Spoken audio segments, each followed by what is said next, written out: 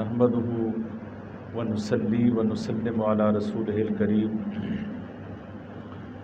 اما بعد فاعوذ باللہ من الشیطان الرجیم بسم اللہ الرحمن الرحیم وما آتاکم الرسول فخذوه وما نهاکم عنہ فانتہوا آمنت باللہ صدق اللہ العظیم وصدق رسولہ النبی الکریم۔ اللہ رب العزت کی ذات اقدس کا بے حساب فضل اور احسان ہے کہ جس رب کریم نے ایک بار پھر عید الاضحیٰ کی چھٹیوں کے بعد فہم شریعت کورس کی تربیتی فکری علمی نشست میں شرکت کرنے کی توفیق عطا فرمائی۔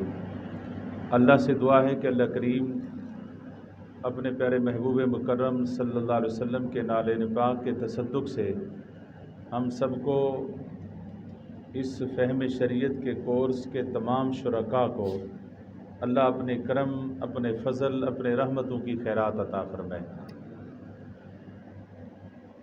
چھٹیوں سے پہلے ایک ہم نے آقا علیہ الصلوۃ والسلام کی اختیارات کے حوالے سے ایک موضوع اختیار کیا تھا۔ اس موضوع کا جو عنوان تھا وہ اختیار مصطفیٰ صلی اللہ علیہ وسلم۔ اس کا پہلا حصہ آپ نے سماعت فرمایا کہ آج اسی کو آگے کنٹینیو کرتے ہوئے چلاتے ہوئے دوسرا حصہ اس موضوع کا آپ کے سامنے بیان کرتے ہیں۔ اختیارات مصطفیٰ کے حوالے سے 3 اختیارات اللہ نے اپنے پیارے حبیب کریم صلی اللہ علیہ وسلم کو 3 قسم کے اختیارات عطا فرمائے ہیں۔ اس کو 2 اختیار ہم نے پچھلے حصے میں بیان کر دیے تھے، وہ آپ کو یاد ہوں گے، میں صرف خاکہ آپ کے ذہن میں اس کا رکھنا چاہتا ہوں کہ سب سے پہلے اختیارات مصطفیٰ کے حوالے سے ہمارا عقیدہ جو ہے وہ سماعت فرما لے کہ ہر شے کا حقیقی مالک و مختار صرف اللہ ہی ہے۔ ہر چیز کا، ہر شے کا حقیقی مالک و مختار صرف اللہ ہی ہے، اور اس نے اپنے عطا خاص اور فضل عظیم سے اپنے پیارے حبیب صلی اللہ علیہ وآلہ وسلم کو کونین کا حاکم اور ساری خدائی کا والی و مختار بنایا۔ یہ ہمارا عقیدہ ہے، کیونکہ آقا علیہ الصلوۃ والسلام اللہ کے نائب اعظم ہیں اور اللہ کے خلیفہ اکبر ہیں۔ یہ اختیارات اللہ نے اپنی عطا سے اپنے پیارے حبیب صلی اللہ علیہ وسلم کو عطا فرمائے ہیں۔ یعنی حقیقی مالک و مختار اللہ کی ذات ہے، لیکن اس نے اپنی عطا خاص اور اپنے فضل عظیم سے یہ اختیارات اپنے محبوب بندوں کو عطا فرمائے ہیں۔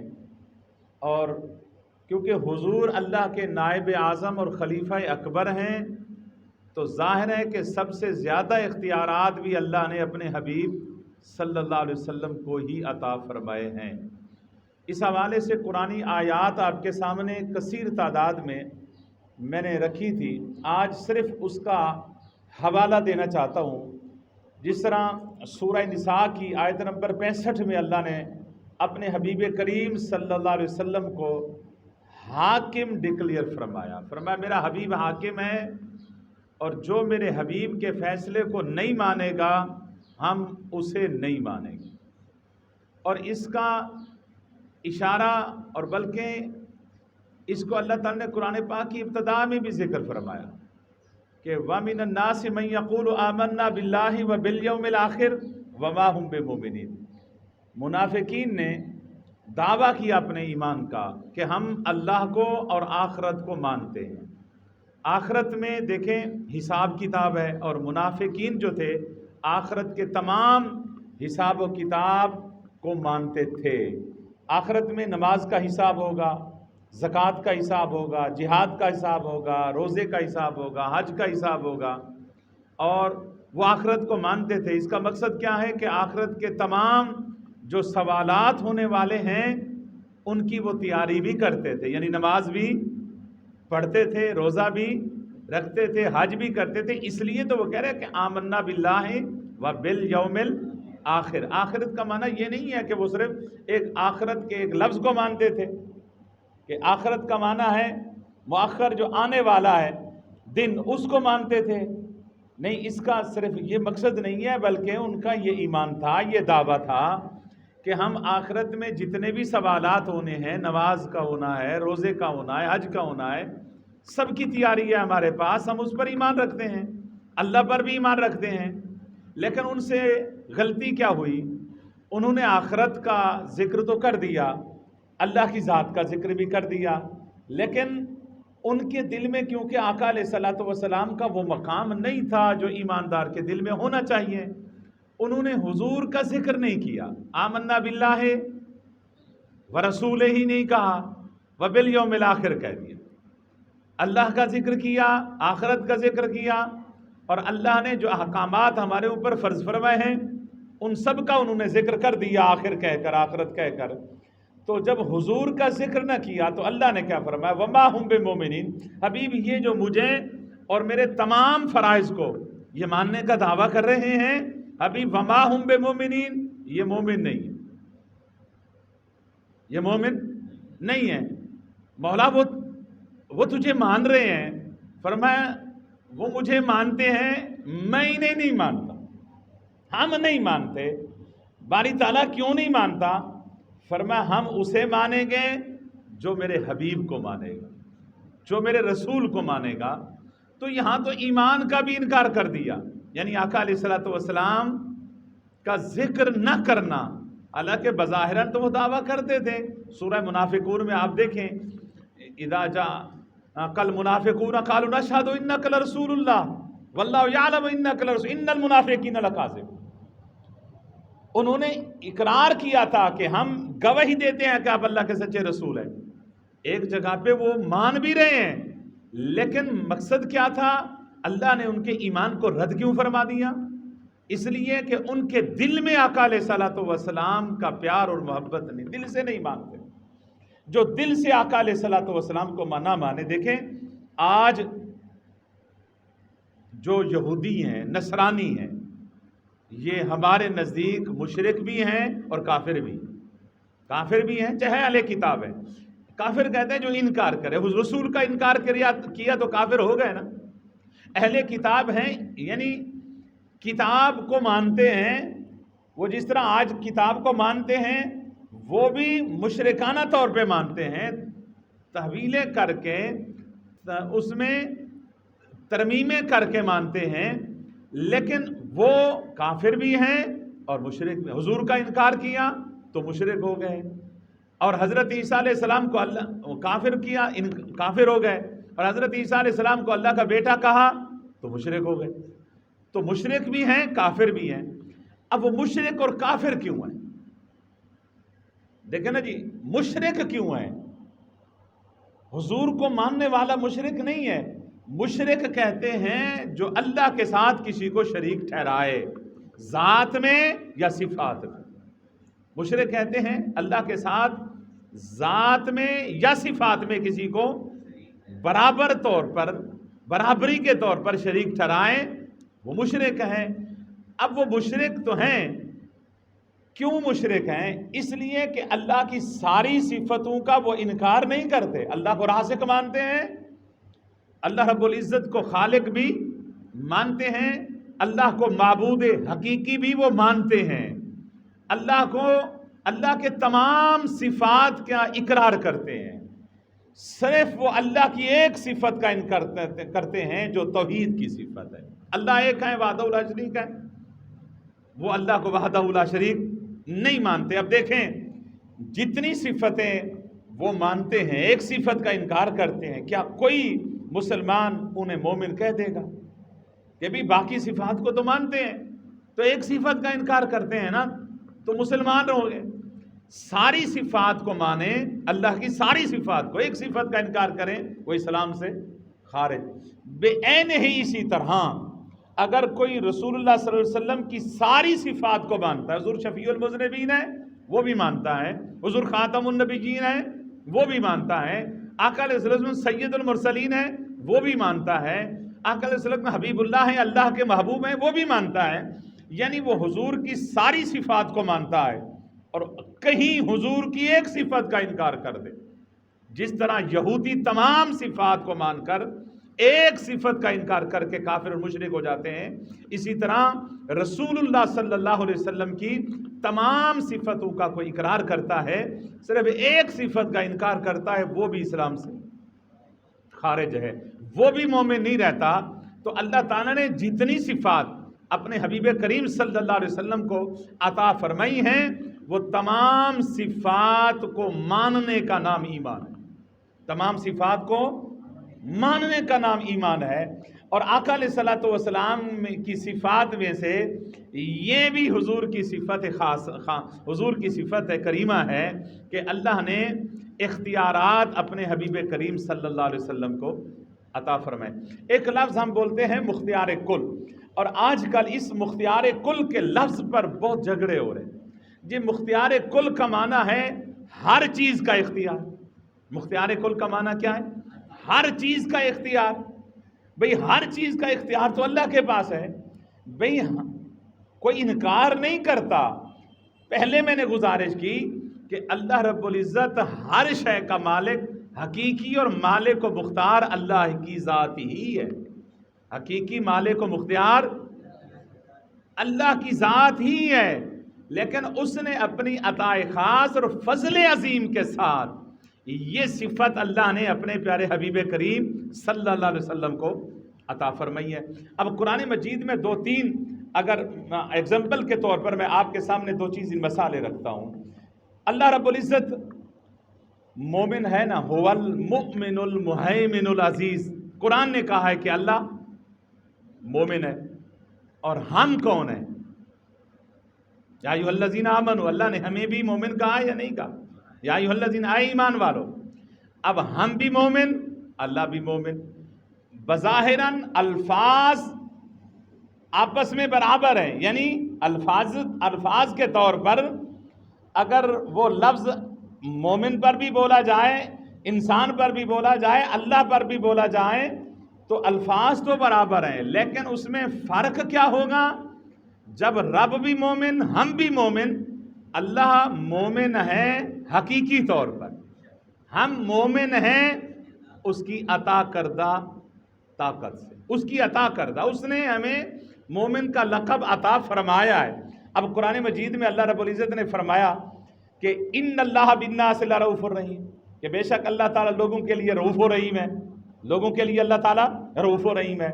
और फिर सूरह तौबा की आखिरी आयात बय्यिनात में अल्लाह फरमाया बिल मुमिनीन रऊफ़ुर रहीम, फरमाया मेरा महबूब भी मोमिनीन के लिए रऊफ़ भी है और रहीम भी है। अब देखें, खुद को भी उसने रऊफ़ व रहीम कहा, अपने हबीब करीम सल्लल्लाहु अलैहि वसल्लम को भी रऊफ़ व रहीम कहा। तो बज़ाहिरन अल्फाज बराबर हैं कि जो अल्लाह पर बोले जा रहे हैं वही रसूल करीम सल्लल्लाहु अलैहि वसल्लम पर भी बोले जा रहे हैं। तो फ़र्क क्या होगा? शिर्क कैसे ख़त्म होगा? कि अल्लाह हकीकी तौर पर रऊफ़ व रहीम है और आका अलैहिस्सलातु वस्सलाम उसकी अताए ख़ास से और फ़ज़ल अज़ीम से रऊफ़ व रहीम है। अल्लाह रब्बुल इज़्ज़त ने कुरान सूरह दहर की इब्तिदा में फरमाया फ़जअलनाहु समीअन बसीरा, कि हमने इंसान को समी और बसीर बनाया। और अपने बारे में अल्लाह रब्बुल इज़्ज़त ने फरमाया इन्नहु हुवस समीउ बसीर, इन्नहु हुवस समीउल बसीर, वो भी समी बसीर है, अल्लाह भी समी बसीर है, तो बंदा भी, इंसान भी समी बसीर है। अल्लाह अपनी ज़ाती ताकत से, हकीकी ताकत से समी बसीर है, और बंदा अल्लाह की अता करदा ताकत से। और यहाँ भी यही कानून और उसूल अपनाया जाएगा कि हकीकी तौर पर खालिक, हकीकी तौर पर मालिक व मुख्तार अल्लाह की ज़ात ही है, और अल्लाह ने अपनी अताए ख़ास से अपने हबीब करीम सल्लल्लाहु अलैहि वसल्लम को मुख्तार कुल होने का ये اختیار بھی عطا فرمایا۔ اب آگے چلیں، آج ہم نے آقا علیہ الصلوۃ والسلام کے اس اختیار کا ذکر کرنا ہے جو پچھلے ہم نے کلاس میں جہاں روکا تھا سبق کو، کہ 3 قسم کے اختیار تھے۔ ایک تشریحی اختیار، یعنی وضاحت کرنے کا اختیار اللہ نے اپنے رسول کریم صلی اللہ علیہ وسلم کو عطا فرمایا۔ قرآن نے ایک مجمل طور پر ذکر کر دیا، اجمالی طور پر ذکر کر دیا کہ اقیم الصلاۃ، نماز قائم کرو۔ اب اس کی تشریح کس نے کی؟ اللہ کے رسول نے کی۔ کیسے نماز ادا کرو؟ فرمایا رأیتمونی کما رأیتمونی اصلی، جس طرح مجھے دیکھو اسی طرح تم نماز پڑھو۔ صلو کما رأیتمونی، جس طرح مجھے دیکھو اسی طرح تم نماز پڑھو۔ اللہ نے زکوٰۃ ادا کرنے کا حکم دیا، تشریح مصطفیٰ نے فرمائی۔ اللہ نے حج کرنے کا حکم دیا، اس کی وضاحت حضور نے عطا فرمائی۔ تو یہ تھا تشریحی اختیار، وضاحت اور شرح کرنے کا اختیار اللہ نے اپنے حبیب کریم صلی اللہ علیہ وسلم کو عطا فرمایا۔ اور دوسرے نمبر پر تھا تشریعی اختیار، یعنی قانون سازی کرنے کا اختیار بھی اللہ نے اپنے حبیب کریم صلی اللہ علیہ وسلم کو عطا فرمایا۔ جو حضور نے فرما دیا وہ قانون بن گیا۔ حضرت مولا کائنات کے لیے فرمایا حضرت زہرا کے ہوتے ہوئے تیرے اوپر دوسرا نکاح حرام ہے۔ قرآن نے حق دیا تھا ہر مومن کو، لیکن حضرت سیدنا مولا کائنات رضی اللہ تعالیٰ عنہ کو حضور نے مستثنا کر دیا۔ فرمایا اب قرآن کے اس قانون سے تو مستثنا ہے، تو شادی نہیں کر سکتا۔ اسی طرح آقا علیہ الصلوۃ والسلام نے مقام عرفات میں 2 نمازیں ایک ہی وقت میں پڑھا دی۔ حالانکہ قرآن پاک میں ان الصلاۃ کانت علی المؤمنین کتابا موقوتا، نماز ایک مقررہ وقت پہ فرض ہے، وقت آئے گا تو نماز فرض ہوگی، لیکن ظہر کے وقت میں حضور نے عصر کی نماز ادا فرما دی۔ تو اب مقام عرفات میں اس عام قانون سے مقام عرفات کی ظہر اور عصر کو، یعنی عصر کو، ظہر تو ظہر کے وقت میں پڑھی جاتی ہیں، عصر کو ظہر کے وقت میں پڑھا جاتا ہے۔ عصر کے وقت کو، عصر کی نماز کو قرآن کے اس قانون سے مستثنا کر دیا 9 ذی الحج یوم عرفہ والے دن مقام عرفات کو۔ اسی طرح رات کو مزدلفہ میں مغرب کی نماز کو قانون سے مستثنا کر کے عشاء کے وقت میں پڑھوا دیا۔ یہ تھا تشریعی اختیار، آقا علیہ الصلوۃ والسلام کا قانون سازی کرنے کا اختیار۔ ایک صحابی کو حضور نے سونا پہننے کی اجازت عطا فرمائی۔ ایک صحابی نے عرض کیا کہ حضور میرے پاس سال کا بکرا نہیں ہے، لیکن میری خواہش تھی میں قربانی کروں گا۔ حضور نے فرمایا کوئی چھوٹا بکرا، اس نے کہا حضور 6 ماہ کا کھڑا ہے۔ حضور نے فرمایا تو کر دے، تیری قربانی ادا ہو جائے گی۔ یعنی سال سے کم قربانی پہ نہیں لگ سکتا، لیکن آقا علیہ السلام اپنے اختیارات استعمال فرمائے اور اس صحابی کو حضور نے اجازت دے دیا، عام قانون سے مستثنا کر دیا۔ ایک صحابی نے عرض کیا کہ آقا میں اگر ریشمی کپڑے نہ پہنوں تو میرے بالوں میں جسم میں جوئیں پیدا ہو جاتی ہیں، تو کیونکہ ریشمی کپڑا پہننا مرد کے لیے ناجائز ہے، آقا علیہ الصلوۃ والسلام نے اسے ریشمی کپڑا پہننے کی اجازت عطا فرما دی۔ یہ آقا علیہ الصلوۃ والسلام کے وہ اختیارات ہیں جس کو تشریعی اختیارات کہا جاتا ہے۔ اس کی کئی مثالیں اور بھی ہیں، لیکن ہم آج اگلے اختیار کی طرف جاتے ہیں جس کو علماء نے 3 قسم کے اختیار۔ وہ کون سا اختیار ہے؟ وہ اختیار ہے اللہ رب العزت کا حقیقی اختیار ہے، لفظ کن سے اس کو تکوینی اختیار کہتے ہیں۔ اللہ تعالیٰ کیونکہ قادر مطلق ہیں، وہ ہر شے کو چاہیں تو لفظ کن سے، صرف کن کہہ کر عدم سے وجود میں لے کر آ سکتے۔ لفظ کن کہہ کہ اسے اسباب اور وسائل کی ضرورت نہیں ہے۔ دیکھیں اولاد اسباب اور وسائل کے ہوتے ہوئے ہی مل سکتی ہے، یعنی آپ نکاح کریں گے، جی ٹھیک ہے نا، میاں بیوی کے ملاپ سے اولاد پیدا ہوگی، اولاد کے لیے ایک اسباب اور وسائل کی ضرورت پڑ گئی نا۔ اب کوئی بندہ مسجد میں بیٹھا رہے اور اللہ اولاد رب دیتا ہے نا، اگر کوئی بندہ شادی اسباب اور وسائل کی طرف نہ جائے، وہ اللہ کی بارگاہ میں آ کے مسجد میں بیٹے کی دعا کر دے، اولاد کی دعا کرے، شادی نہ کرے، اولاد مل جائیں گی؟ نہیں۔ اللہ نے اسباب اور وسائل کا حکم دے دیا کہ فرمائے یہ میرا اصول ہے اسباب اور وسائل مہیا کرنا، لیکن اللہ کے ہاں اللہ اس کا محتاج نہیں ہے۔ اللہ اس کا محتاج، وہ چاہیں تو لفظ کن سے اولاد بھی دے سکتا ہے، آپ نے نہیں دیکھا کہ حضرت سیدہ حضرت مریم علیہ السلام کو بیٹا دے دیا بغیر خاوند کے؟ قرآن پاک گواہ ہے، سورہ مریم میں دیکھیں. اور بیٹے دینے کی نسبت حضرت جبریل امین نے اپنی طرف منسوب کر. قال انما انا رسول ربک لأہب لک غلاما زکیا، سورہ مریم ہے کہ انما انا رسول ربک لأہب لک غلام، آیت نمبر 19 میں ہے، سورہ مریم کی آیت نمبر 19 میں فرمایا انما انا رسول ربک لأہب لک، میں اللہ کا بھیجا ہوا فرشتہ ہوں، میں تمہیں ایک ستھرا پاکیزہ بیٹا دینے آیا ہوں. لأہب لک یعنی میں تمہیں بیٹا دینے آیا ہوں. بیٹا کون دیتا ہے؟ اللہ. حقیقی طور پر یہ شان کس کی ہے؟ صفت کس کی ہے؟ لیکن اللہ نے یہ اپنی عطا خاص کے ساتھ اپنے بندوں کو بھی یہ اختیار عطا فرمایا. اب یہ شرک، فرشتے معصوم ہیں، فرشتے تو گناہ نہیں کر سکتے. جب فرشتے معصوم ہیں تو جبریل نے اپنی طرف نسبت کیوں کی؟ لأہب لک، میں تجھے بیٹا دینے آیا ہوں. کہ عطا خاص کے ساتھ اپنی طرف اللہ کی عطا سے اپنی طرف نسبت کر دی. یہ کوئی شرک نہیں ہے. شرک تب ہوگا جب کوئی کہیں کہ کوئی بندہ اگر کسی کی مدد کر رہا ہے، وہ ذاتی طاقت کہے کہ اس کی ذاتی طاقت ہے، ذاتی طاقت یا ذاتی حیثیت، ذاتی اختیار کے ساتھ وہ بیٹا دے گا، کسی بندے کی طرف اس نسبت کو منسوب کرے تو وہ مشرک ہو جائے گا. اگر کوئی کہتا ہے کہ دیکھیں نا، جب ہم مجاز اور حقیقت کو نہیں سمجھیں گے اس وقت تک ہم اپنا ایمان نہیں بچا سکتے.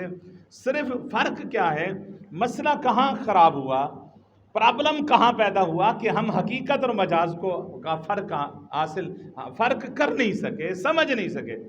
یہ آپ پوچھیں کہ یہ سڑک کہاں جاتی ہے، ایسے پوچھتے ہیں نا کہ یہ سڑک کہاں جاتی ہے، بتانے والا کہتا ہے کہ یہ جی شہر جاتی ہے.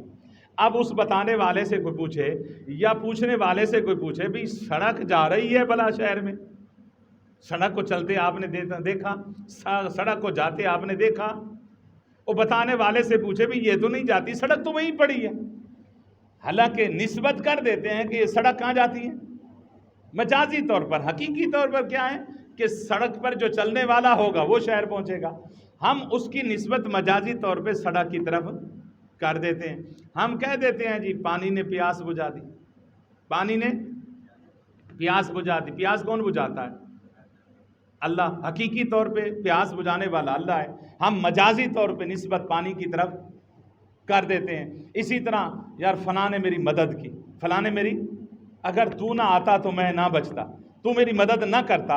اگر کوئی بندہ اپنے والد کو یا اپنے کسی بزرگ کو یا کسی ایم این اے کو، وزیر کو، کسی جج کو، یہ کسی پولیس کے آفیسر کو یہ کہے کہ اگر آپ نہ آتے تو میں نہ بچتا، اگر میری مدد نہ کرتے تو میں نہ بچتا، تو مدد کرنے والا حقیقی کون ہے؟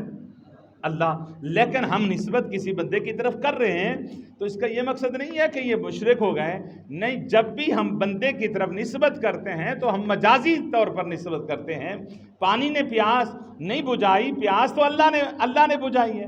پانی کی طرف ہم، آگ نے جلا دیا جی، آگ کہاں جلاتی ہے؟ جلانے والا تو آگ اگر جلاتی ہے تو ابراہیم علیہ السلام کو کیوں نہیں جلایا؟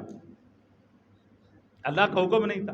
چھری نے کاٹ دیا، چھری کاٹتی ہے تو پھر بتائیں اسماعیل کا نازک گلا چھری نے کیوں نہیں کاٹا؟ اللہ کا حکم نہیں تھا. تو مجاز اور حقیقت میں ہمیں فرق کرنا پڑے گا. جب ہم مجاز اور حقیقت میں فرق کر لیں گے تو یہ جو شرک کی ایک مشین ہم نے چلائی ہوئی ہے نا، یہ ہماری بند ہو جائے گی کہ ہر بات پہ شرک، ہر بات پہ شرک. ایسے شرک نہیں ہو سکتا. شرک ہوتا ہے جب برابر سمجھ کے اللہ کی ذات کا. ورنہ قرآن مجید فرقان حمید کو دیکھیں، اللہ تعالیٰ نے جہاں بھی اپنی عطا کا ذکر کیا ساتھ ہی اپنے محبوب کی عطا کا بھی ذکر کر دیا. فرمایا اغناہم اللہ ورسولہ، اللہ اس کے رسول نے انہیں غنی کر دیا. وما آتاکم اللہ ورسول، اللہ اور رسول نے انہیں عطا کیا. یعنی جو کچھ اللہ رسول تمہیں عطا کرے. ومن یعص اللہ ورسولہ، کہ جس نے اللہ اس کے رسول کی نافرمانی کی، یعنی اپنے حبیب کریم صلی اللہ علیہ وسلم کو ساتھ اپنے ساتھ ملا دیا. اطاعت میں بھی ساتھ، اطیعوا اللہ ورسولہ، من یطع الرسول فقد اطاع اللہ. فرمایا جس نے رسول کی اطاعت کر لی اس نے خدا کی اطاعت کر لی. تو رسول کی اطاعت کو اللہ نے اپنی اطاعت قرار دے دیا. یعنی جس نے میرے رسول کی اطاعت کر دی یہ اللہ کے نائب اعظم ہیں، یہ اللہ کے خلیفہ اعظم ہیں. دیکھیں ایک آپ کے پاس کوئی ایک حکومت کا قانون پیغام لے کر آتا ہے کہ حکومت نے یہ فیصلہ کیا ہے، سنانے والا تو وہ ہے، ایک قاصد ہے، آپ اس کی خلاف ورزی کریں گے، وہاں آپ ڈکلیئر ہو جائیں گے اس نے ریاست کی خلاف ورزی کی ہے، کیونکہ وہ نمائندہ تھا۔ حقیقت میں نمائندے کی خلاف ورزی کرنا وہ جو پیچھے بھیجنے والا ہے اس کی خلاف ورزی ہے۔ تو یہی بات اللہ رب العزت نے قرآن مجید میں بار بار یہ بتائی ہے کہ رسول کی اطاعت میری اطاعت ہے، رسول کی مخالفت میری مخالفت ہے، تو رسول کا پکڑنا میرا پکڑنا ہے۔ اللہ نے فرمایا ما رمیت اذ رمیت ولکن اللہ رمی۔ بہرحال یہ وہ چیزیں ہیں جس کو ہم اگر سمجھ لیں مجاز اور حقیقت کے فرق کو تو ہم شرک سے بچ سکتے ہیں۔ اور امت مسلمہ کیونکہ اس میں آج بہت زیادہ مبتلا ہو رہی ہے، بالخصوص نوجوان جو پڑھا لکھا ہے اس کو حقیقت اور مجاز کا علم نہیں ہے، اسے حقیقت اور مجاز کے فرق کیے بغیر ایمان سمجھ بھی نہیں آئے گا۔ جب تک حقیقت اور مجاز کا ہم فرق نہیں سمجھیں گے ہمیں ایمان بھی سمجھ میں نہیں آئے گا۔ دیکھیں اللہ کی ذات تو مخفی ہے، اللہ رب العالمین نے اپنے محبوب صلی اللہ علیہ وسلم کو بھیجا، پھر اس کے بعد صحابہ کو بھیجا، پھر حضور آقا علیہ السلام نے کیوں فرمایا علیکم سنتی و سنت خلفاء راشدین المہدیین، فرمایا میری سنت کو لازم پکڑنا ہے اور میرے خلفاء راشدین کی سنت کو بھی لازم پکڑنا ہے۔ تو ان کو بھی لازم پکڑنا کیوں قرار دے دیا؟ فرمایا یہ ذات مصطفیٰ کے مظہر ہیں، یہ ذات مصطفیٰ کے مظہر ہیں، یہ مصطفیٰ کے تربیت یافتہ ہیں۔ فرمایا جو بھی یہ کام کریں گے حقیقت میں وہی کام مصطفیٰ کا کام ہوگا۔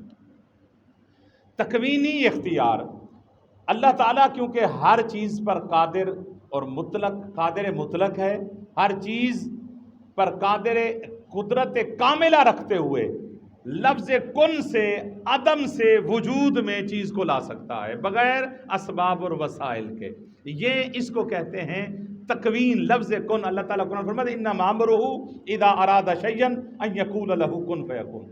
فرمایا کہ جب جس چیز کا اللہ ارادہ فرماتا ہے، اللہ کے ہاں صرف حکم ہی ہے، امر ہی ہے، اس کے ہاں صرف امر ہے۔ جس چیز کا اللہ ارادہ فرماتا ہے وہ کن کہہ دیتا ہے اس چیز کو، فیکون وہ چیز ہو جاتی ہے۔ اللہ رب العزت اپنے محبوب کریم صلی اللہ علیہ وآلہ وسلم کو یہ اختیار بھی عطا فرمایا ہے، بلکہ یہ اختیارات اللہ نے اپنے حبیب کو صرف نہیں عطا فرمائے، یہ اختیار اللہ نے، یہ خیرات اپنے محبوب بندو کو عطا فرمائی ہے۔ اس میں تین چیزیں قابل ذکر ہیں، اس کو ذہن میں رکھنا ہے کہ کن فیکون کی قدرت کاملہ کس کی شان ہے؟ بولیں، یہ قدرت کاملہ ہے، یہ شان اللہ کی شان ہے۔ کن فیکون کس کی شان ہے؟ اللہ کی شان ہے، مگر یہ خیرات اللہ نے اپنے بندو کو بھی عطا فرمائی ہے۔ اور حضور صلی اللہ علیہ وسلم کیونکہ اللہ کے محبوب ہیں، اللہ کے حبیب ہیں، تو اللہ نے اپنے محبوب صلی اللہ علیہ وسلم کو یہ خیرات سب سے زیادہ عطا فرمائی، یہ خیرات سب سے زیادہ عطا فرمائی ہے۔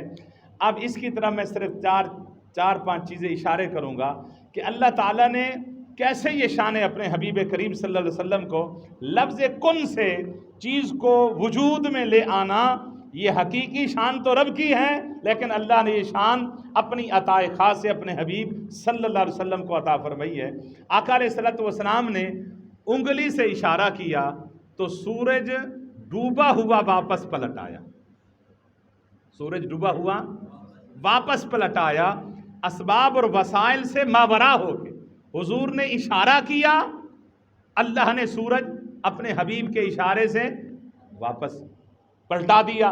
غروب 360 فرشتے یہ اس سورج کو لے کر چل رہے ہیں، 360 فرشتے ہیں جو اس کو پکڑ کے لے کے جا رہے ہیں۔ یہ کوئی چھوٹا سا اللہ دین کا چراغ نہیں ہے، یہ اتنا بڑا سیارہ ہے، اتنا بڑا ہے کہ 360 فرشتوں کی طاقت سے یہ چل رہا ہے۔ ایک فرشتہ اگر ایک تھپڑ مار دے تو آسمان ریزہ ریزہ ہو سکتا فرمائی ہے۔ تو ایک فرشتے کی اتنی طاقت ہے، تو سورج کو کتنے فرشتے لے کر جاتے ہیں؟ 360 فرشتے یہ لے کر جاتے ہیں اور وقت مغرب یہ اللہ کی بارگاہ میں اس کو سجدہ ریز کراتے ہیں. یہ اللہ کی بارگاہ میں سجدہ ریز ہوتا ہے. فرشتے ادھر اللہ کی بارگاہ میں سجدہ ریز کرا کے کھڑے ہیں, جھکا کے کھڑے ہیں, ادھر حضور کی انگلی کا اشارہ ہو گیا. اب اسباب اور وسائل کوئی سامنے نظر نہیں آ رہے, تو اللہ نے اپنے محبوب کی انگلی کے اشارے سے ڈوبا ہوا سورج واپس پلٹا دیا. یہ کن فیکون کی خیرات اللہ نے اپنے حبیب صلی اللہ علیہ وسلم کو عطا فرما دی. تو آقا علیہ الصلوۃ والسلام نے درختوں کو حکم دیا. ایک کافر نے کہا کہ اگر یہ درخت آپ کا کہنا مان لیتے میں کلمہ پڑھ لوں گا. حضور نے فرمایا میں نہیں کہتا, میرا پیغام جا کے لے کے اسے پہنچا. اس کافر نے جا کے پیغام دیا درخت کو کہ تجھے اللہ کا نبی بلا رہا ہے, اللہ کے رسول بلا رہے ہیں. تو حدیث پاک میں آتا ہے درخت آگے پیچھے نیچے اونچے ہل ہل کے نہ اپنی جڑیں نکالی اور جڑیں نکال کے حضور کی بارگاہ میں آ کے سجدہ ریز ہو گئے. یہ اختیار اللہ نے اپنے حبیب کریم صلی اللہ علیہ وسلم کو عطا فرمایا. پتھر ہیں, پہاڑ ہیں, درخت ہیں, جہاں سے حضور گزرتے ہیں پتھر بھی سلام کر رہے ہیں, پہاڑ بھی سلام کر رہے ہیں, درخت بھی. یہ بے زبان ہیں, ان کی زبانیں نہیں ہیں. ایک گو جن کی زبانیں ہیں ان کو بھی اللہ نے بولنے کی طاقت عطا فرمائی. گوہ کو کپڑے میں لپیٹ کے نا ابو جہل حضور کی بارگاہ میں آ گیا. اس نے کہا جی اگر یہ آپ بتا دیں کہ میرے اس کپڑے میں بچی ہے یا بچہ ہے, یعنی لڑکی ہے یا لڑکا ہے, آپ بتا دیں گے تو میں کلمہ پڑھ لوں گا. اس نے سمجھا تھا کہ یہ تو محفوظ ہے میرے پاس, چھپی ہوئی ہے, یہ کون سا زبان والی ہے, بے زبان ہے, یعنی نہ لڑکا ہے نہ لڑکی ہے, تو چھپا کے تو گو آیا ہوں, آپ بتا دیں لڑکی ہے یا لڑکا ہے. تو آقا علیہ الصلوۃ والسلام نے فرمایا کہ ابو جہل میں بتاؤں یا اس کپڑے والی چھپی ہوئی چیز بتا دے کہ میں کون ہوں. تو وہ خوش ہو گیا. اس نے کہا یہ تو آسان بات ہوگی میرے لیے کہ اگر کوئی بچہ بچی ہوتا تو زبان ہے, ہو سکتا ہے وہ سن چکا تھا کہ حضرت یوسف علیہ السلام کی گواہی بھی ایک بچے نے دی تھی. حضرت عیسیٰ علیہ السلام بھی پنگوڑے میں اپنی ماں کی گود میں بولے تھے. یہ بچہ توڑا ہے, یہ بچی توڑی ہے جو بول پڑے گی. ابو جہل تھا نا, جہلوں کا باپ تھا, وہ اپنی جہالت کو سامنے رکھ کے سمجھ رہا تھا, قیاس کر رہا تھا. اس کو یہ نہیں پتا تھا کہ یہ سامنے سوال کس سے کر رہا ہوں. تو حضور نے توجہ ڈالی, فرمایا کہ من انا یا دبو, کہ اے گو بتا کہ میں کون ہوں. تو اس ابو جہل کی چنگل میں, اس کے ہاتھوں میں, کپڑوں میں وہ گو بول پڑی کہ اشہدو, میں گواہی دیتی ہوں, میں گواہی دیتی ہوں, انت رسول اللہ و خاتم النبیین, آپ اللہ کے رسول بھی ہیں اور خاتم النبیین بھی ہیں. یعنی رسول اکرم صلی اللہ علیہ وسلم نے توجہ فرمائی بغیر اسباب اور وسائل کے. اللہ نے اپنے حبیب کریم صلی اللہ علیہ وسلم کی اس توجہ میں یہ طاقت رکھ دی کہ گوہ بھی آپ کی گواہی دینے لگ گئی. اسی طرح چاند کے انگلی کے اشارے سے حضور نے چاند کے 2 ٹکڑے فرما دی. اقتربت الساعۃ وانشق القمر, ایک ٹکڑا ایک پہاڑ کے ادھر آ گیا, دوسرا ٹکڑا پہاڑ کے دوسری طرف چلا گیا. جب ابو جہل کے ایک منگائے ہوئے مناظر نے یہ سوال کیا کہ اگر آپ آسمان کے چاند کو 2 ٹکڑے کر دیں تو میں کلمہ پڑھ لوں گا, تو حضور نے انگلی کا اشارہ کیا, انگلی کے اشارے سے چاند کے 2 ٹکڑے. کسی آری کی ضرورت بھی نہ پڑی, کسی سیڑھی کی ضرورت بھی نہ پڑی. یعنی اسباب اور وسائل سے ماورا ہو کر اللہ نے اپنے محبوب کی زبان پہ یہ تاثیر اور اختیار عطا فرما دیا.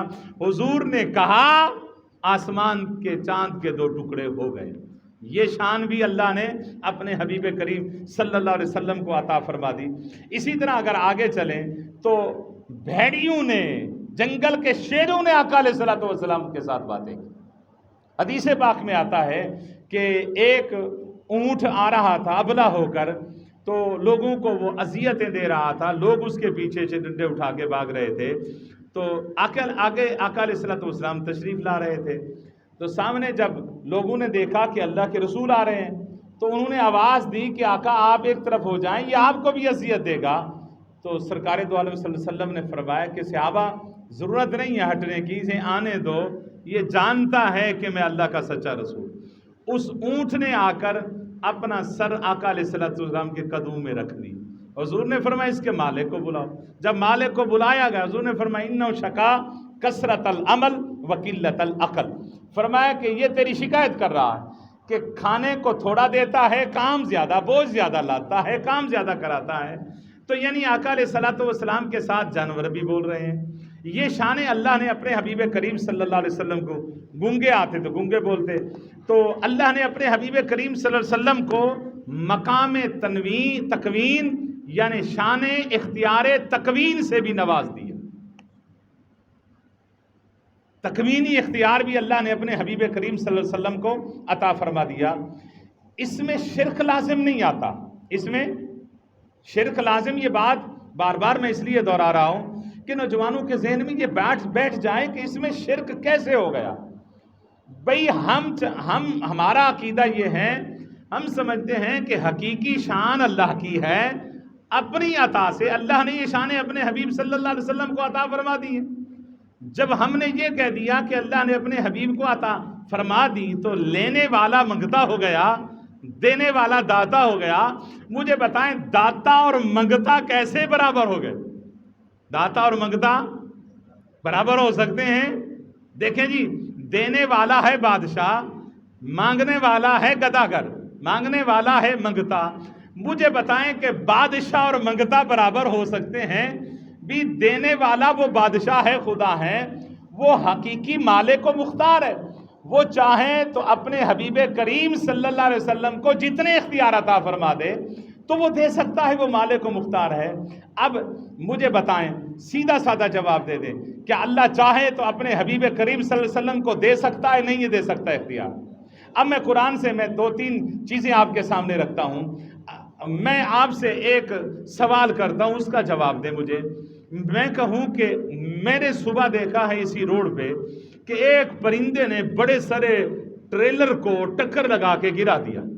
आप मान जाएंगे? क्यों नहीं मानेंगे? इसलिए कि दावा करने वाला मैं अदना सा इंसान हूं। यह नहीं हो सकता कि एक परिंदा उल्टा के रख दे, एक बड़ी गाड़ी को उल्टा के रख दे। अकल नहीं मानती तो मैं दावा करूं तो आप नहीं मानेंगे। अगर ये दावा कुरान करे तो फिर मानना पड़ेगा। अल्लाह नहीं फरमाता अलम तरा कैफ फ़अल रब्बुका बिअस्हाबिल फील? फरमाया कि क्या महबूब आपने नहीं देखा हमने असहाबे फील के साथ क्या किया, हाथी वालों के साथ क्या किया। अगर मैं दावा करूं कि आप आंखें बंद करें, मैं तो इस काबिल नहीं हूं, शायद आप में से कोई इतना वली कामिल बैठा हो, कोई यहाँ से एक नौजवान खड़ा हो कि ये दावा कर दे जी आप आंखें बंद करें मैं लाहौर से होके आ गया हूँ, आप उसकी बात मानेंगे? कोई चाहे पहुंचा हुआ भी बैठा हो, साहिब करामत भी बैठा हो, तो वो दावा करे, हम नहीं मानेंगे। आप नहीं मानेंगे कि कैसे हो सकता है, पलक झपकते ही वो लाहौर से होके कैसे आ सकता है, आम इंसान है। अगर कोई हम में से या मैं कोई दावा करूं तो नहीं मानेंगे। अगर ये दावा कुरान करे बोले फिर मानना पड़ेगा। कबल अरतद्दा इलैका तरफ, हजरत सुलेमान अलैहिस्सलाम के उम्मती ने दावा नहीं किया था कि आप पलक नहीं झपकाएंगे, पलक झपकने से पहले तख्त मुल्क सबा से लेकर मैं आपके सामने रख दूंगा। और कुरान का यह वाक़या सूरह नमल की आयत नंबर 38, 39 और 40 को पढ़ के देख लें। इसमें सारा वाक़या अल्लाह के नबी का उम्मती है, वो नबी भी नहीं है, नबी भी वली है, और वली भी हजरत सुलेमान पैगंबर की उम्मत का है, बनी इसराइल का वली है। जो बनी इसराइल का वली हो वो पलक झपकने से पहले आ सकता है, तो मुझे बताएं मुस्तफ़ा की उम्मत के वली की शान का आलम क्या हो। ये चाहें तो इशारों से अपनी काया ही पलट दें। दुनिया की ये शान है खिदमतगारों की, सरकार का आलम क्या होगा। हुजूर की शान तो वराउल वरा है यार, वहाँ तो जहन भी नहीं जा सकता, दिमाग भी नहीं जा सकता। हमारे बुजुर्गों ने हमें यही सबक दिया कि फरमाया कि कोई मिसल नहीं ढोलन दी, चुप कर मेहरे अली। ये नहीं है कि मेहरे अली चुप रहे हैं सारी जिंदगी, बोले नहीं हैं। अल्लाह की इज्जत की कसम, दीवाने मेहर अली पढ़कर देखें, जब बोले हैं ना अल्लाह की इज्जत की कसम, ऐसे पता चलता था लौह महफूज को देख के बोल रहे हैं। माँ اجمل کا ما حسن کا کتے مہر علی کتے تیری سنا استاخ اکھیاں کتے جاڑیاں اس صورت نو میں جان آکھاں کہ جانے جہان آکھاں مکھ چندر بدر شاشانی بول رہے یا نہیں بول رہے؟ جب تھک گئے نا سبق دیا فرمایا کہ کوئی مصر نہیں ڈولن دی چپ کر مہر علی اتھے جا نہیں ہو بولن دی یہ شان ہے خدمتگاروں کی سرکار کا عالم کیا ہوگا حضور کی شان تو ورا الورا ہے نا اللہ کی عزت کی قسم علماء فرماتے ہیں کہ اللہ رب العزت نے عناصر اربع پر اختیار حضرت عمر فاروق کو اللہ نے عطا فرمایا پانی ہے آگ ہے مٹی ہے جسے انسان کا خبیر بنا ہے عناصر اربع جس کو کہتے ہیں پانی آگ پانی مٹی ہوا اللہ نے اختیار اقتدار حضرت عمر فاروق کو عطا فرمایا میں آپ سے پوچھنا چاہتا ہوں کہ حضرت عمر نے ایک خط لکھا تھا کس کو لکھا تھا دریا نیل کو لکھا تھا وہ دریا نیل کس سے پڑھ کر آیا ہوا تھا اسلامیہ یونیورسٹی بہاولپور سے وہ فارغ شدہ تھا یا بغداد الازہر یونیورسٹی سے مصر سے فارغ شدہ تھا بغداد کی یونیورسٹی مدینہ کی یونیورسٹی سے پڑھ کر آیا تھا دیوبندیوں سے پڑھ کر آیا تھا بریلویوں سے پڑھ کر آیا تھا کس مسئلہ مکتبہ فکر سے پڑھ کر آیا تھا یا حضرت سیدنا عمر فاروق خط لکھ رہے ہیں پڑھنے والے پڑھ لیتے ہیں پانی پر لکھی ہوئی تحریر ہوا کی بابا پڑھانے والا عمر ہونا پھر دریا بھی پڑھنے لگ جاتے پانی پر بادشاہی عطا فرمائے دریا کو لکھ دیا فرمایا دریا اگر تو اپنی مرضی سے چلتا ہے تو ہمیں تیرے پانی کی کوئی ضرورت نہیں اگر تو اللہ کے حکم سے چلتا ہے تو پھر سن اللہ کا حکم زمین پہ نافذ میں عمر کرتا ہوں میں حکم دیتا ہوں کہ چل تو وہ خط اور رکا ڈالنے کی دیر تھی پانی چل پڑا آج تک دریا نیل خشک نہ ہوا حدیث پاک میں آتا ہے مشہور حدیث ہے آپ نے کئی بار سماعت فرمائی ہوگی کہ حضرت عمر فاروق رضی اللہ عنہ مدینہ شریف میں خطبہ جمعہ عطا فرما رہے ہیں مسجد نبوی میں کھڑے ہیں حضور کے مصلی پہ کھڑے ہیں جمعہ خطبے کا ہو رہا ہے جمعے کا خطبہ ہو رہا ہے تو خطبے کے دوران حضرت سیدنا عمر فاروق نے حضرت ساریہ کو پکارا یا ساریہ 3 بار پکارا یا ساریہ تو الجبل فرمایا ساریہ اس پہاڑ کو ذرا دیکھ تو حضرت ساریہ ہزاروں میل دور نہامند کے ملک میں جہاد کر رہے ہیں صحابہ حیران ہیں خطبہ سننے والے کہ ساریہ کو حضرت عمر فاروق نے بھیجا ہوا ہے جہاد پر تو ساریہ کا کیا تک بنتا ہے اس کا نام لینا جمعے کو مدینے میں بیٹھے ہیں تو جب ساریہ واپس آئے نا جنگ فتح کر کے تو لوگوں نے حضرت ساریہ سے پوچھا جنگ فتح ہوگی جی ہو گئی فرمایا کیسے فتح انہوں نے کہا جی جنگ کے دوران ہی ہم جمعے کا دن تھا ہم تیاری کر رہے تھے جہاد کی تو اچانک عین جمعے کے وقت حضرت عمر فاروق کی آواز آ گئی میرے کانوں ساریہ ذرا پہاڑ کو دیکھ ایک دستہ تھا فوجی ان کا بہت بڑا لشکر تھا جو ہمارے اوپر حملہ کرنے جا رہا تھا اور ہم اس سے بے خبر تھے اگر ہمیں اطلاع نہ ملتی حضرت عمر کی آواز نہ آتی شاید آج ہم یہاں زندہ بھی نہ ہوتے تو ہم نے جب دیکھا تو وہ لشکر تھا ہمارے اوپر حملہ آور ہونا چاہتا تھا ابھی وہ حملہ آور نہیں ہوا تھا ہم اس پر حملہ آور ہو گئے اللہ نے ہمیں فتح دے دی ہوا پر بادشاہی حضرت سیدنا عمر فاروق کو عطا فرمائی آپ پہاڑ پہ کھڑے ہیں پہاڑ ہلنے لگا درہ مارا فرمایا تجھے نہیں پتا تیرے اوپر عمر کھڑا ہے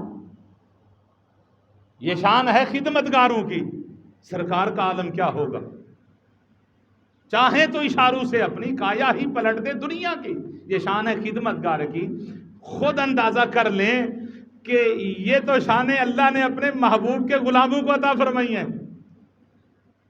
وہ طاقت دینے پہ آئے بھی پرندوں کو طاقت دے سکتا ہے یا نہیں دے سکتا اچھا ملک الموت فرشتہ جو ہے جو روح قبض کرتا ہے اسرائیل علیہ السلام ایک ہے یا زیادہ ہے ایک ہی ہے نا اب مجھے بتائیں کہ اس نے باری مقرر کی ہوئی ہے باریاں بنائی ہوئی ہیں کہ فلاں ملک میں فلاں علاقے میں فلاں جگہ پہ جاؤں گا ایک لمحے میں ایک لمحے میں 1000 بات ہو رہی ہیں وہ ایک ہی فرشتہ ہے روح قبض کر رہا ہے یہ طاقت کس نے دی ہے بولیں اللہ نے طاقت دی نا ایک ہی لمحے میں ہر وقت وہ فرشتہ منکر نکیر فرشتے جو قبر میں آتے ہیں سوال و جواب کرتے ہیں وہی 2 فرشتے ہیں منکر نکیر لیکن ہزاروں کی تعداد میں قبروں میں سوال ہو رہے ہیں وہ ہر قبر میں جا رہے ہیں اور کوئی سوراخ بھی نہیں چھوڑتے ہم قبر میں لیکن وہ پہنچ جاتے ہیں فرشتے پہنچ جاتے ہیں تو مصطفیٰ بھی قبر میں آتے ہیں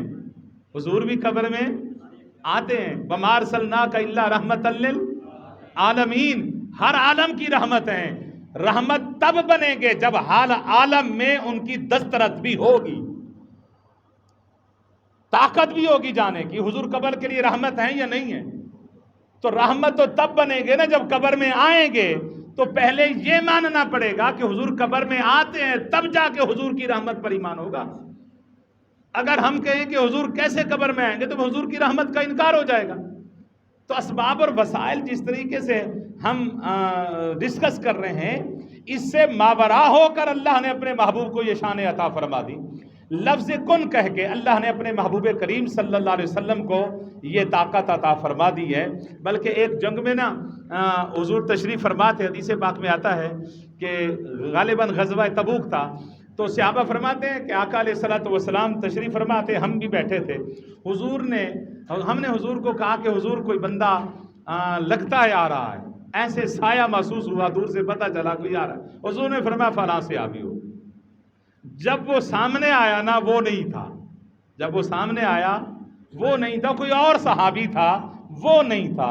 हमने अर्ज़ किया हुजूर आपने फलां का नाम लिया, तो ये तो फलां है। हुजूर ने फरमाया वो आने वाला वही बन जा। सहाबा फरमाते अल्लाह की इज्जत की कसम ने देखा, फिर वही जिसका हुजूर ने कहा था वो बन चुका था। वो बन चुका। नई हदीस पाक बुखारी शरीफ की हदीस, फाजा अलल माओ मिन असाबिही कामसालिल उयून फवादा यदौ फिर रकवा, बुखारी शरीफ के अल्फाज। आका अलैहिस्सलातु वस्सलाम ने प्याले में हाथ रखा। सहाबा फरमाते हमने देखा कि हुजूर की उंगली से जिस तरह चश्मे से पानी निकलता है, इसी तरह हुजूर की उंगली से पानी निकलना शुरू हो गया। फाशा रेबना बता वदाना, हमने पिया भी सही और वुजू भी किया। कुन्ना खमसत आशरा मिया, और हम 1500 से भी ज्यादा थे। 1500 तादाद थी हमारी, सब ने पिया भी सही और वुजू भी की। और वुजू की तादाद फुकाहा ने जो लिखी है पानी की, वो कितनी मिकदार होना चाहिए यार। ये तो कई मन पानी बनता है, प्याले में कितना समा सकता है। प्याले में जगह थोड़ी थी, लेकिन जब मुस्तफ़ा ने हाथ रखा तो अल्लाह ने उसको भी वुसअत अता फरमा दी। लफ्ज़ कुन कहने से अल्लाह ने अपने हबीब करीम सल्लल्लाहु अलैहि वसल्लम को ये इख्तियार अता फरमाया है। ये शान अल्लाह ने अपने महबूब सल्लल्लाहु अलैहि वसल्लम को अता फरमाई हैं। अब देखें हज़रत इमाम कस्तलानी ने एक वाक़या लिखा है। हज़रत इमाम कस्तलानी फरमाते हैं कि एक शख्स हुजूर की बारगाह में आया। हुजूर ने उसे दावत इस्लाम पेश कर दी, फरमाया इस्लाम ले आ। उसने एक शर्त लगा दी। उसने कहा जी मेरी एक बेटी थी, वो फौत हो गई है, मैं उससे बड़ी मोहब्बत करता था, आप मेरी शर्त पूरी कर दें, मैं इस्लाम कबूल कर लेता हूँ। आपने फरमाया क्या शर्त है? उसने कहा जी मेरी शर्त यह है कि आप उसको जिंदा करें। इमाम कस्तलानी हदीस बयान फरमाते हैं, आप उसको जिंदा करें और वो मुझसे बातें करें। जब मुझसे बातें करेगी मैं इस्लाम कबूल कर लूँ। तो आका अलैहिस्सलातु वस्सलाम उसकी कब्र पर गए। हुजूर सल्लल्लाहु अलैहि वसल्लम ने उसे हुक्म दिया, फरमाया कि बेटी अल्लाह का रसूल खड़ा है, तुझे हुक्म देता है कि जिंदा हो जा। हदीस पाक में आता है वो बेटी जिंदा हो गई। उसने अपने बाप से कलाम किया। जब कलाम हो गया तो हुजूर ने फरमाया बेटी अपने वालिद के पास रहना चाहती है या रब के यहाँ जाना चाहती है? उसने जो अल्फाज बोले ना, अल्लाह की इज्जत की कसम जाम मोहब्बत पिला दी है, अल्लाह की मोहब्बत के जाम पिला दिए उस बेटी ने। उसने कहा का मैंने वाले से ज्यादा अपने रब को शफीक पाया।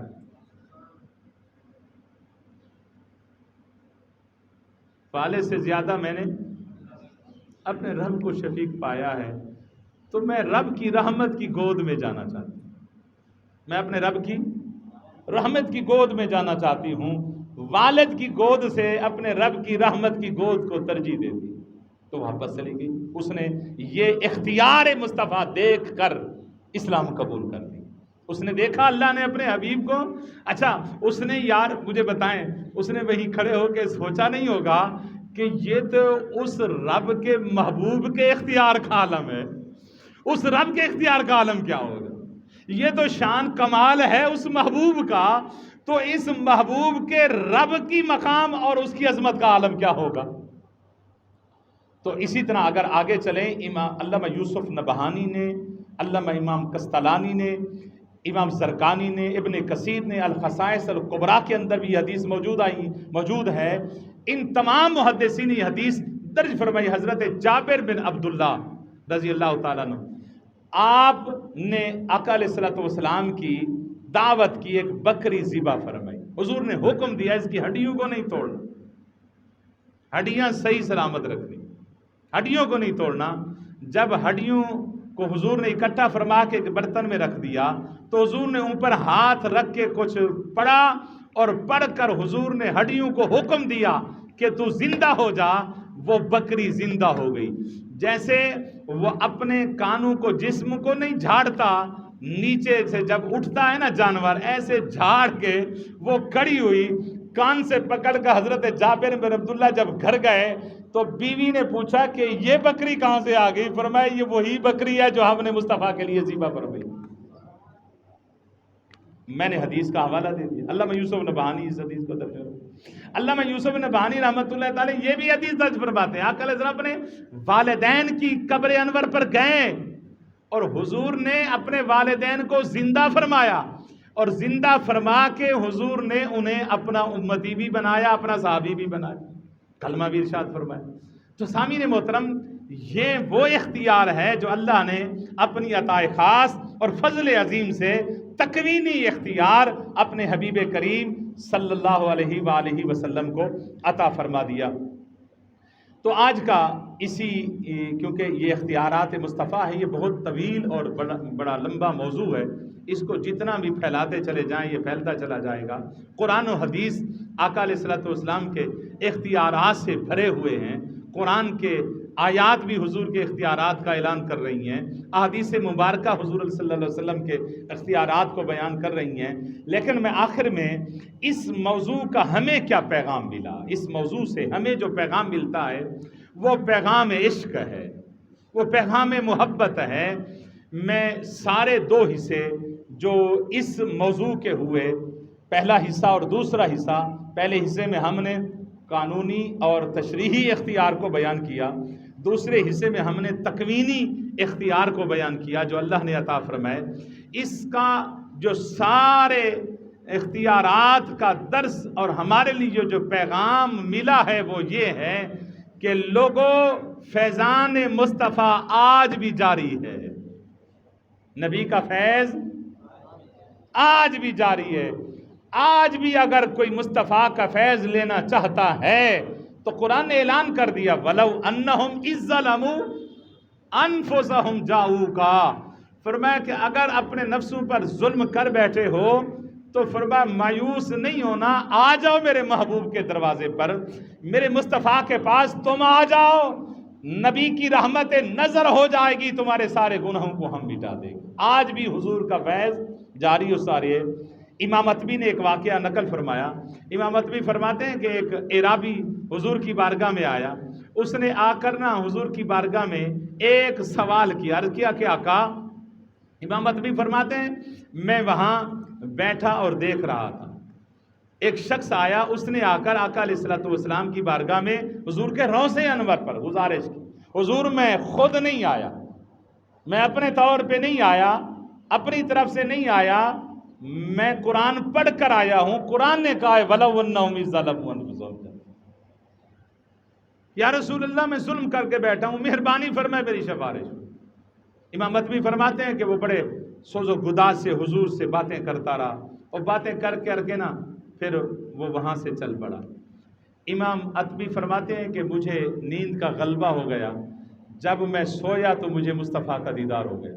آقا علیہ السلام نے دیدار فرمایا اور حضور نے فرمایا اتبی اٹھ، یہ جو اعرابی دیہاتی آیا تھا نا میری بارگاہ میں سوال کرنے کے لیے، اٹھ، اس کو پکڑ، اس کو ڈھونڈ، اس کو کہے کہ تیری سفارش سن بھی لی ہے، تیری سوالات سن بھی لیے ہیں، سفارش بھی کی ہے اور جواب بھی ارشاد ہو گیا ہے.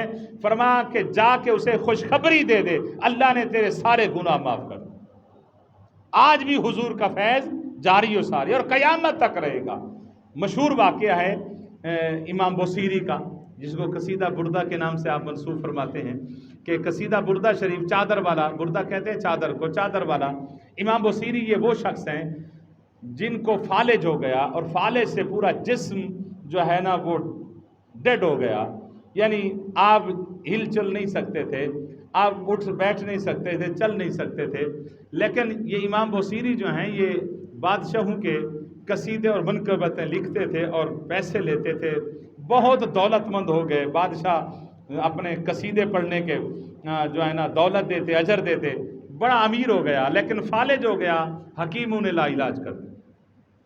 جب لا علاج ہو کے نا گھر سو گیا تو خیال آیا کہ بوصیری بہت سارے قصیدے لکھے بادشاہوں کے، سوائے مایوسی، سوائے لا علاجی کے تجھے کچھ نہیں ملا، آج کیوں نہیں اس محبوب کا قصیدہ لکھتا جس کے قصیدے قرآن پڑھتا ہے۔ اس نے اسی درد اور کرب کے عالم میں اس نے قلم اٹھائی اور حضور کی بارگاہ میں قصیدہ لکھ دیا کہ مولا صلی وسلم دائماً ابداً علی حبیبک خیر الخلق کلہ۔ قصیدہ بردہ شریف لکھ دیا، رات کو سوئے اور جب نیند آئی تو حضور نے اپنا دیدار فرما دیا۔ جب دیدار کیا تو حضور نے فرمایا بوصیری بڑے قصیدے لکھے بادشاہوں کے، تو بادشاہوں نے تجھے اجر دیا، تجھے انعام دیا، آج تو نے میرا قصیدہ لکھا، میں نے بھی چاہا کہ بوصیری تجھے بھی اپنا انعام عطا کروں، مانگ کیا مانگتا ہے؟ عرض کیا کہ آقا دولت بہت ہے لیکن کام نہیں آئی، صرف ایک ہی بھیک ہے، ایک ہی خیرات ہے جو مانگنا چاہتا ہوں، مجھے شفا عطا فرما، مجھے شفا مل جائے۔ آقا علیہ السلام نے دستے پاک پھیرا، اللہ نے اپنے محبوب صلی اللہ علیہ وسلم کے ہاتھ پھیرنے سے حضرت امام بوصیری کو شفا عطا فرما۔ وہ قصیدہ بھی سنا، امام بوصیری نے وہ قصیدہ بھی سنا دیا۔ جب بیدار ہوئے تو کیا دیکھا؟ بیماری بھی ختم ہے اور ساتھ وہ چادر جو حضور نے خواب میں عطا فرمائی وہ چادر بھی ساتھ امام بوصیری کے ساتھ پڑی۔ اسی وجہ سے اس کا نام قصیدہ بردہ رکھا گیا کہ چادر والا قصیدہ، یعنی آج کی اس گفتگو کا پیغام عشق یہ ہے، پیغام محبت یہ ہے کہ آج بھی اگر کوئی چاہتا ہے کہ مجھے مصطفیٰ کا فیض مل جائے تو اللہ کی عزت کی قسم آج بھی حضور کا فیض مل سکتا ہے، آج بھی حضور کا فیض مل سکتا ہے، بشرط یہ ہے کہ صدق کے دل کے ساتھ اگر کوئی اللہ رب العزت کے محبوب کی بارگاہ میں گزارشات کرتا ہے تو اللہ اپنے محبوب کی بارگاہ میں وہ پہنچاتے بھی ہیں، اور حضور کو اللہ نے یہ طاقتیں بھی عطا فرمائی ہیں کہ اپنے محبوب صلی اللہ علیہ وسلم اپنے اختیارات کو استعمال فرمائیں اور امت کو خیرات عطا فرماتے ہیں۔ اللہ رب العزت سے دعا ہے کہ اللہ کریم ہم سب کو آقا علیہ الصلوۃ والسلام کی ذات اور کمالات پر ایمان رکھنے کی توفیق عطا فرمائے۔ اللہ ہم سب کا حامی و ناصر ہو۔ وآخر دعوانا ان الحمد للہ رب العالمین۔ اس کو